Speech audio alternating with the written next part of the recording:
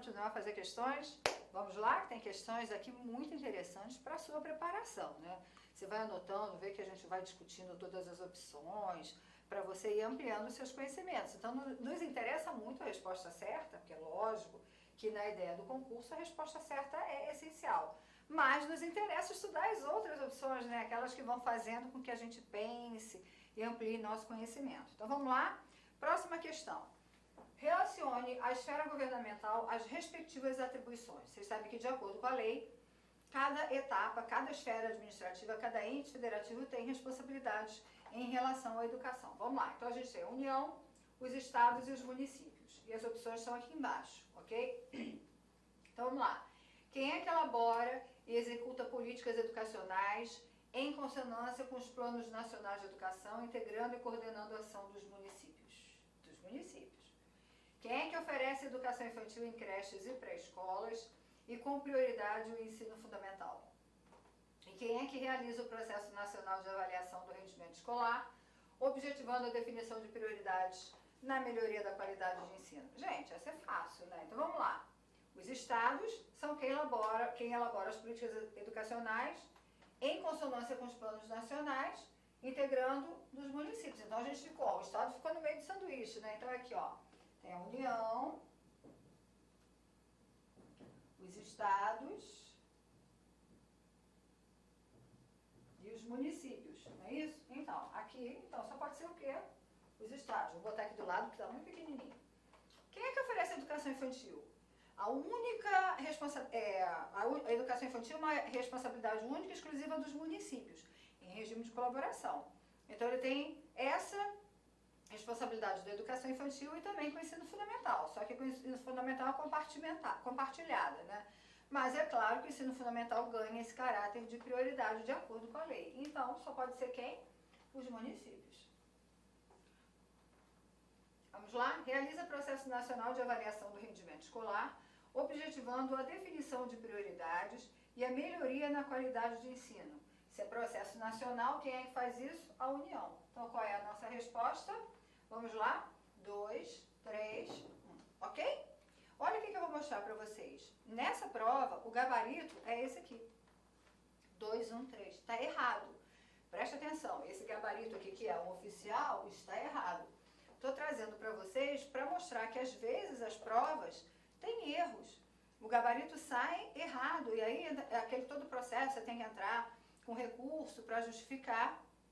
E é o caso dessa questão aqui, tá? Só para a gente ver como é que essas coisas acontecem, gente. Concurso é sempre assim, é sempre complicado. Pode acontecer de tudo e a gente fica sempre de olho para poder fazer com que ele aconteça na normalidade. Continuando. Olha só, a valorização das aptidões individuais e a autoeducação. Desculpa porque eu esqueci de apagar aqui, deixa eu apagar, senão fica complicado. Então, a valorização das aptidões individuais e da autoeducação, considerando o aluno como sujeito do conhecimento e a adoção de práticas de ensino centradas no aluno e no grupo, são aspectos próprios da concepção pedagógica. Então, aqui você vai ter que ver, essa é aquela aula das tendências pedagógicas. Né? Então, vamos lá. Aptidão individual. Isso aqui é uma dica. Autoeducação é outra dica. Aluno como sujeito do conhecimento. Práticas de ensino centradas no aluno e no grupo. Vamos lá, o que pode ser? Ela é uma tendência liberal ou ela é tendência progressista? Se é aptidão individual, a gente está falando dessa perspectiva que é bastante individual, a gente está falando o quê? De uma perspectiva que é, com certeza, uma perspectiva liberal. Então, o que a gente faz? A gente elimina progressista. A libertária é uma tendência progressista, então eu tiro de novo aqui a libertária e eu tiro aqui a progressista e crítico social dos conteúdos, concorda? O que me sobra? Liberal e renovada ou liberal e tecnicista. Qual seria? Vamos ver? Valorização das aptidões individuais e da autoeducação, considerando o aluno como sujeito do conhecimento, adoção de práticas de ensino centradas no aluno e no grupo. É lógico que a gente está falando de uma concepção que é liberal e renovada. Bom, para ser tecnicista, a gente tem que ter aquela coisa de ênfase na técnica, na relação com o mercado de trabalho, de produção de mão de obra. Então, não é. Progressista, ela tinha que ser crítica, então não entra com essa ideia de aptidões individuais. Libertária, gente, é aquela tendência de Freinet, que vai falar justamente da coletividade, nada a ver daquele conteúdo que vem da vida, então nada a ver com eles. A gente poderia falar da renovada progressivista, mas junto com a libertária não funciona. E a crítica social dos conteúdos, primeiro, nada que me fala de crítica, nada que traz essa perspectiva de transformação da sociedade, portanto, só pode ser a liberal e renovada. Esse também é um caso em que a gente teve um erro no gabarito, tá aqui. Estou trazendo o gabarito oficial. Trouxe porque é uma questão boa para a gente conversar, mas que também apresenta esse erro aqui no gabarito, ok? O gabarito correto é o gabarito da letra A. Ó, errei, né? Esse aqui que é o gabarito, deixa eu marcado aqui, tá? Ó, esse aqui é que é o certo, esse aqui também está errado. A gente tem um gabarito equivocado aqui também. Vou apagar. E vamos continuar a nossa aula. Próxima questão. Leia o trecho a seguir. Eu vou ler aqui, porque está muito ruim para eu ler daqui, tem que ficar torto e meu astigmatismo me confunde. Então vamos lá. Leia o trecho a seguir. O pequeno índio que se inicia nos segredos da guerra e na arte da caça e da pesca educa-se por um processo direto e vital, cuja eficiência nunca é demais acentuar. A sua educação é o seu próprio crescimento. Ele cresce em habilidade, em vigor, em coragem, em impulso, cresce em comando e domínio das circunstâncias do seu ambiente. O pequenino civilizado cresce na escola onde, em vez de um arco, lhe dão um livro e, em vez da vida, um ambiente artificial e mecânico de noviciado. Teixeira, Anísio, Aspectos Americanos da Educação, um livro de 1928. Ok? Esse é o trecho desse livro. E aí continua.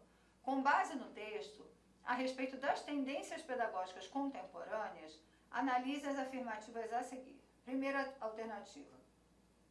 Anísio Teixeira defende uma educação ativa, baseada em propostas integradas à vida social e condena a educação vigente em seu tempo. 2. Anísio Teixeira absorve a concepção de ensino-aprendizagem no qual o aluno é protagonista do seu processo de educação. 3. Anísio Teixeira apresenta uma filosofia de educação baseada na integração entre teoria e prática. E aí, o que vocês dizem? Bom, vamos lembrar alguma coisa do Anísio? O Anísio é um dos grandes nomes do movimento da Escola Nova, que queria o quê? Justamente essa mudança na proposta educativa, né? Que trazia justamente essa ideia do aluno ser o protagonista, dele estar lá com a vida representada e não naquele artificialismo que a escola traz. Essa é a ideia de Anísio Teixeira e uma ideia que se encontra dentro daquela teoria liberal renovada progressivista. Bom, tendo em vista essas discussões, o que vocês acham que pode ser a resposta? Vamos rever as opções? Vocês acham que ele defende essa educação ativa, baseada em propostas integradas à vida? Sim. Ok. Anísio, ele absorve a concepção de ensino-aprendizagem, no qual o aluno é protagonista? Sim. E por último, ele apresenta uma filosofia da educação baseada na integração entre teoria e prática? Sim. Então, qual pode ser o nosso gabarito? Gabarito é a letra E, 1, 2 e 3. Viu?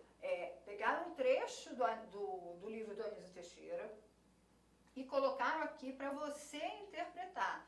Mas essa é uma interpretação que exige que você conheça um pouquinho, que saiba um pouquinho da história da educação, que saiba um pouquinho de Anísio Teixeira, de quem foi, para chegar à resposta correta. Vamos a outra questão. O conceito da escola inclusiva está embasado no princípio da integração progressiva dos portadores de necessidades especiais ao convívio social, igualdade de oportunidades educacionais e sociais a que todos os alunos têm direito, disciplinarização dos alunos com deficiências para a sua adaptação à vida em sociedade, adequação à realidade social dos alunos com deficiência para torná-los economicamente funcionais. E o E, que está ali coladinho, convivência com a diversidade como experiência fraterna e imunizadora para os alunos normais. Bom, inclusão, gente, é um assunto super sério. Sempre que a gente pensa em inclusão, tira todo esse caráter de compaixão, tira todo esse caráter de para poder levar uma vida mais... Esquece isso. Porque a gente está falando de direito humano, de um direito ao acesso à educação.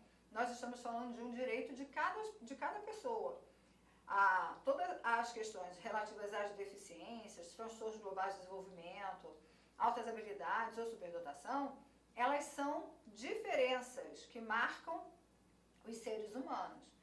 Bom, assim como existem outras diferenças que não são essas. Por que a gente vai separar essas diferenças em relação às outras? Esse é um dos argumentos da inclusão. Então, o que é? Integração progressiva? Deixa eu chamar a atenção para vocês de algumas coisas. Integração é um movimento diferente do de inclusão.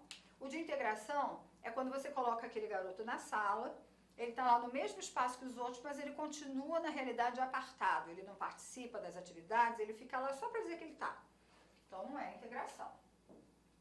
Igualdade de oportunidades educacionais, a que todos os alunos têm direito, presta atenção no que eu falei com você. Disciplinarização de alunos com deficiências? Olha, claro que não. Adequação à realidade social dos alunos com deficiência para torná-los economicamente funcionais? Não. Convivência com a diversidade como experiência fraterna e imunizadora para os alunos normais? Ou seja, eu penso a inclusão para favorecer quem não tem deficiência? Claro que não, né, gente? Então, a única possibilidade de resposta correta é essa. E essa é a verdade. Lembra que eu falei de educação como um direito humano? Se é direito humano, a gente tem que dar a todas as pessoas. Não há condição de fazermos uma separação em quem tem acesso a esse direito ou quem não tem. E a inclusão, então, vai valorizar isso. Lembra que a inclusão é uma política. A lei vai falar da educação especial e ela entende que na educação especial, prioritariamente, os alunos com deficiência, transtornos e altas habilidades de superdotação devem frequentar as classes comuns. Só frequentando classe especial ou escola especial em casos específicos, caso não haja possibilidade dele estar incluído naquela turma. Mas, a princípio, essa é a ideia. Vamos conferir o gabarito? Está aqui. Igualdade de oportunidades educacionais e sociais a que todos os alunos têm direito. Essa é uma temática, gente, que vocês precisam saber porque isso tem sido muito discutido. Então, temos que prestar atenção. Olha, outra questão. Vejam que essas questões que eu trouxe para vocês são questões de concursos recentes. E muitos deles ainda nessa questão. Olha como é que as tendências aparecem constantemente nesses concursos. Mais uma questão sobre tendências pedagógicas. Vou ler aqui também porque senão não vai dar. Sobre o papel da educação para a sociedade brasileira, relacione as concepções pedagógicas listadas a seguir à função social que cada uma atribuía à escola. Olha lá quais são. Pedagogia tradicional, está lá, meados do século XIX até 1930.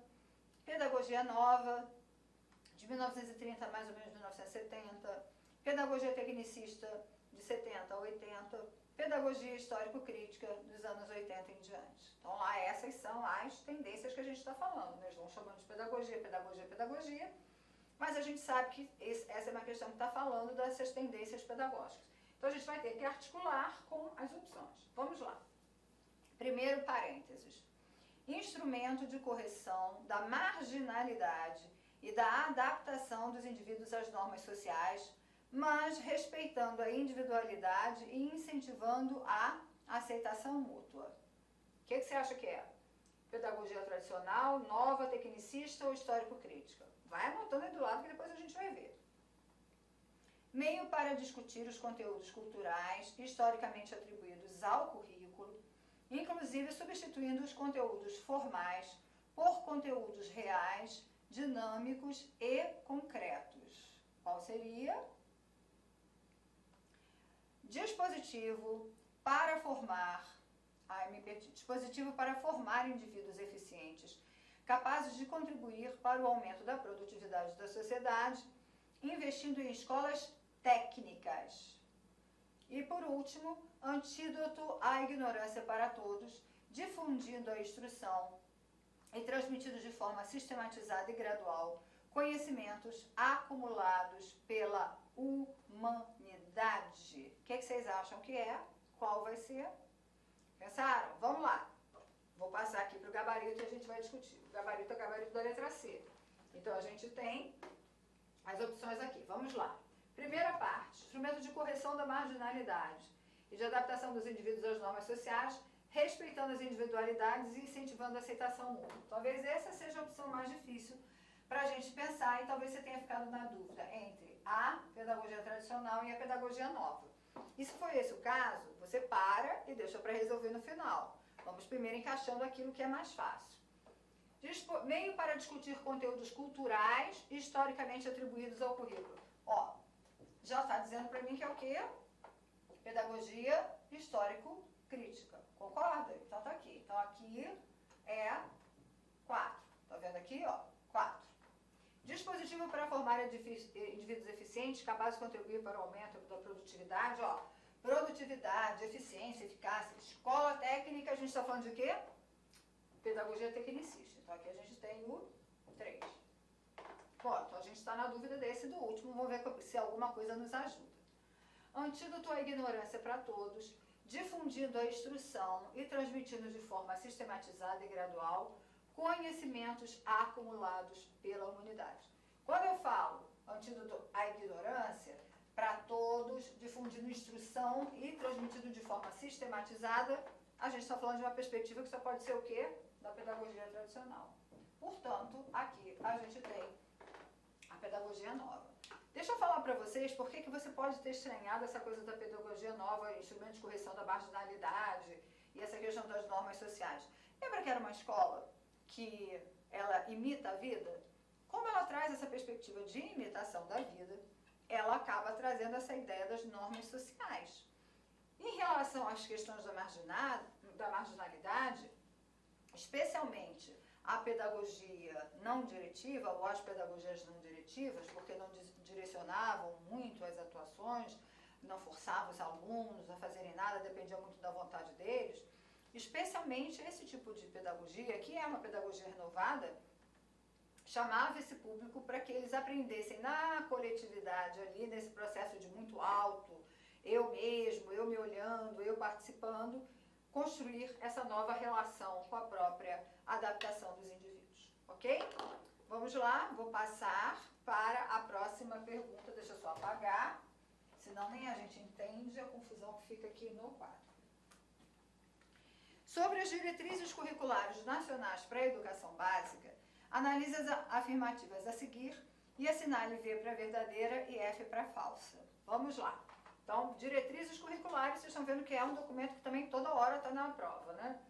Os princípios e objetivos curriculares para o ensino fundamental e médio são implantados considerando uma formação básica comum e uma parte diversificada?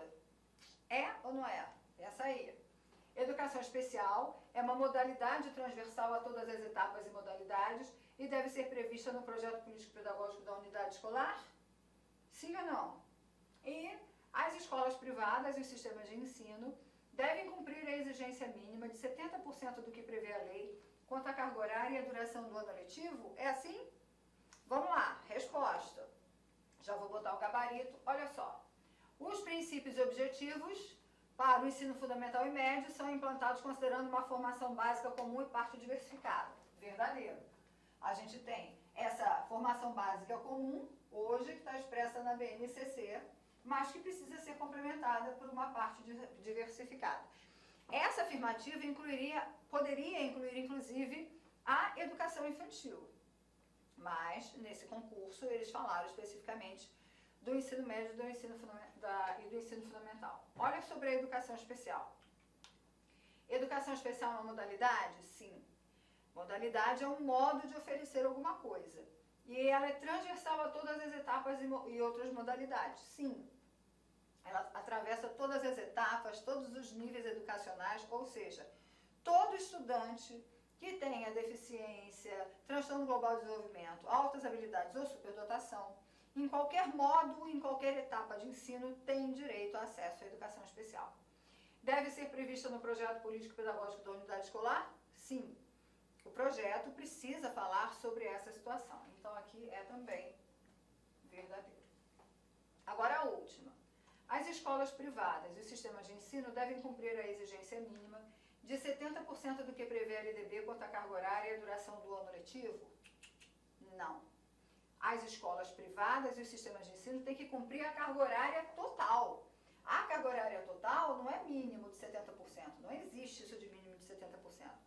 Toda escola tem que oferecer a carga horária mínima, mas dentro dessa carga horária mínima a totalidade dela, que são 800 horas e 200 dias. Portanto, essa afirmativa é falsa, ok? Pagando.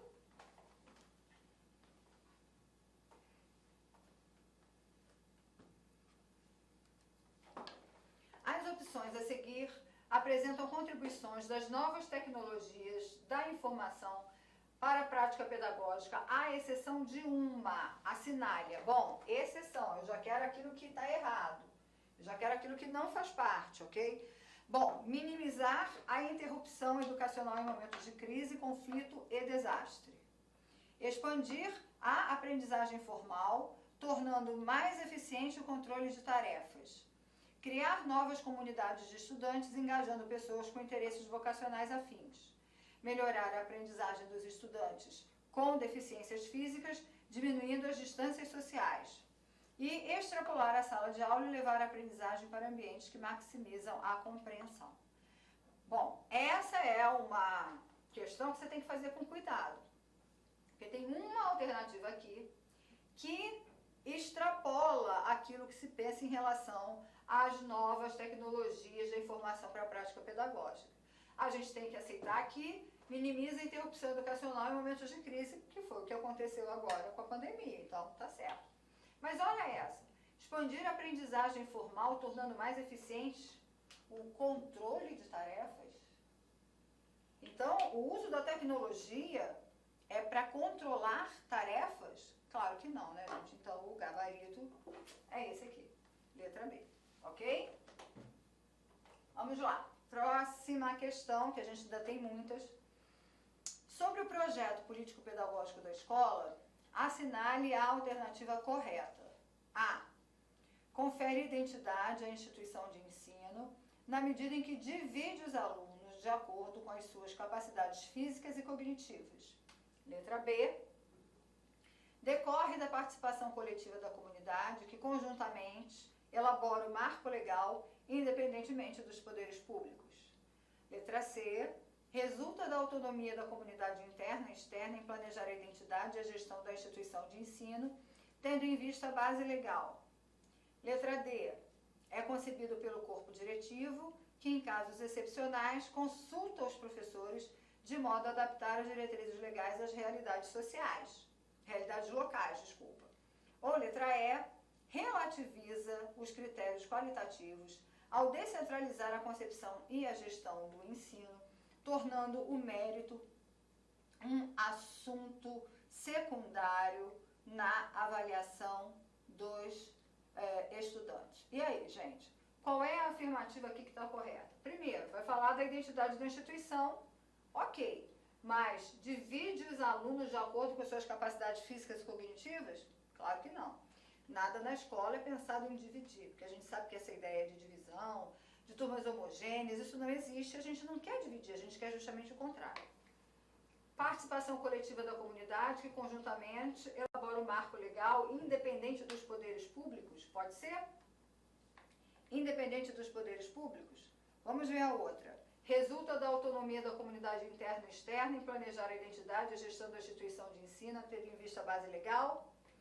Bom, a primeira, independente dos poderes públicos, aqui a gente já sabe que está errado. Essa aqui a gente já sabe que também está errado porque está pensando em divisão.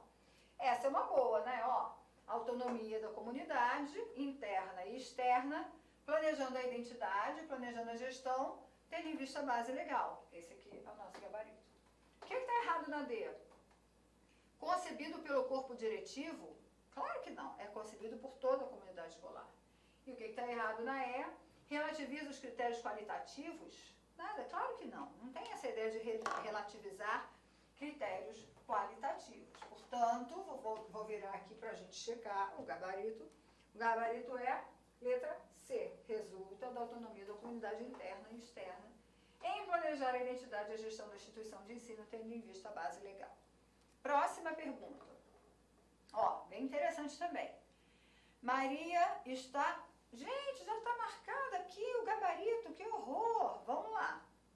Maria está procurando vaga para o ano letivo de 2019 em uma escola pública próxima à sua casa para matricular sua filha que acaba de completar 4 anos. De acordo com a LDB, é correto afirmar que, a gente já está até com o gabarito marcado, mas vamos ver as opções. A criança não tem direito a uma vaga, pois a educação básica obrigatória e gratuita inicia-se no ensino fundamental aos 6 anos. Errado. Por quê? Porque a obrigatoriedade de matrícula começa aos 4 anos, grava isso, hein? Aos 4 anos na pré-escola. B. A criança tem direito a uma vaga na educação infantil que compõe a educação básica, sendo obrigatória e gratuita. Essa é a resposta correta. Olá, meus amigos. Inicialmente eu peço desculpa para você, eu peço licença, pois interrompi seus estudos. Mas esse vídeo da Lá Concursos é um vídeo demonstrativo para todos aqueles que desejam fazer o concurso da Prefeitura de Barra do Bugres. É um vídeo demonstrativo para vocês conhecerem a qualidade do nosso curso. Gente, olha só, quer continuar assistindo essa videoaula? Você quer fazer o nosso curso completo? Cara, aqui é o melhor custo-benefício do mercado. Pode ter certeza disso, o melhor custo-benefício do mercado, tá certo? A partir de 10 parcelinhas aí de R$30, você vai estar estudando com a gente um curso focado na banca Selecom, onde nós temos grande experiência de condução dessa banca. Então vem estudar conosco, quer fazer a matrícula, tem um link aqui embaixo, pode clicar e vir estudar aqui na Lá Concursos. Forte abraço, tchau, tchau!